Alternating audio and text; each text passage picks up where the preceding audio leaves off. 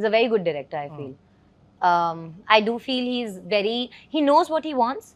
तो इतना confusion नहीं होता set पे as an actor. और मेरे लिए बहुत ज़रूरी है कि अगर for example time crunch और हमको जैसे I did this climax scene and that was very very difficult because 2 pages dialogue थे तमिल के and मैं ना थोड़ी डरी हुई थी क्योंकि सिर्फ मेरा ही मोनोलॉग था, मैं बात कर रही हूँ, चिल्ला रही हूँ, all of that, so it's a very dramatic scene, right?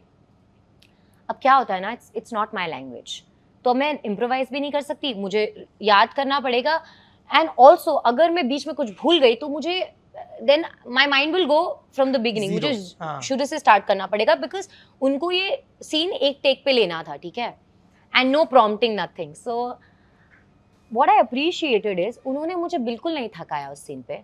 उन्होंने थैंकफुली, मैंने भी लाइन्स इतने अच्छे से रट ली थी कि मैंने एक बार में कर दिया, बट ही न्यू कि उन्होंने एक बार में ले लिया और एंड ही न्यू कि उनको क्या चाहिए था, उन्होंने सिर्फ उतना लिया and that scene I thought कि वो 2 दिन में होगा, वो हो गया लिटरली 2 hours में. What? Yeah, so I have to give it to him कि उन्होंने मुझे बिल्कुल, कभी-कभी ना क्या होता है ना, some directors will, because it's a crying scene, it's also very dramatic, कई बार आपको बहुत बार देना पड़ जाता है और आप as an actor exhaust हो जाते हो.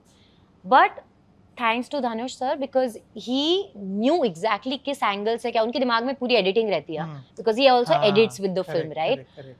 So he made sure कि he got what he exactly wanted. So 2 hours में I was done and I was like I have never shot something so dramatic इतना easily and इतना जल्दी. So that's why I do feel he's a very good director.